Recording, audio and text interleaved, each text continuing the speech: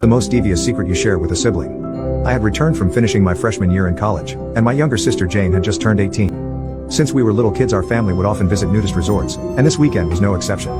This one particular resort we frequently visited had great facilities, a good group of friends and families who we got to know over time, and a great lake. The cabins on the resort were a little run down, so the last few years we decided to rent a cabin a 30-minute drive from the lake. On this particular weekend, Jane and I were smitten by the fitness bug. I was trying to get in better shape for the girls at college, and she was about to go to college hoping to make the track team. The first morning we decided we would bike to the lake from our cabin, which took a little more than an hour. When we finally got to the lake, we immediately stripped down but decided to keep our fitness kick going and went for a long run and swim. We felt like triathletes. It was great. After our hours of working out, we met our parents on the beach. They drove down and brought an enormous cooler full of picnic snacks and some drinks. It was the perfect way to follow up an entire morning of working out. We ate, drank, and relaxed completely nude.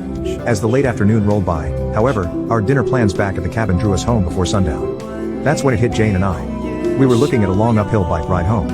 After a full active day, the hot sun, and a large picnic, that was the last thing either of us wanted to do. We also hated putting our clothes back on after the lake and were used to driving home and spending the rest of the night nude at home. Ha! No chance. I remember Jane laughing when we all thought about getting home. I suggested we put the bikes in the trunk and drive home, but my dad insisted that it would be impossible to fit into our modest Toyota Camry. Jane and I exchanged looks and we both knew how awful that bike ride home would be, so we set out to solve the issue. Completely bare, we spent at least 20 minutes to finally squeeze the bike frames and tires into the trunk and back seat. However, my dad was quick to point out the massive cooler they had just packed up, which also had to fit into the car. It was getting late, and I was frustrated, so I picked up the cooler and crunched into the back seat, and said, "There, we're going now." My sister smirked at me, proud of the success and avoiding the painful ride home. The final issue was the back seat barely had room for me to sit, let alone my sister.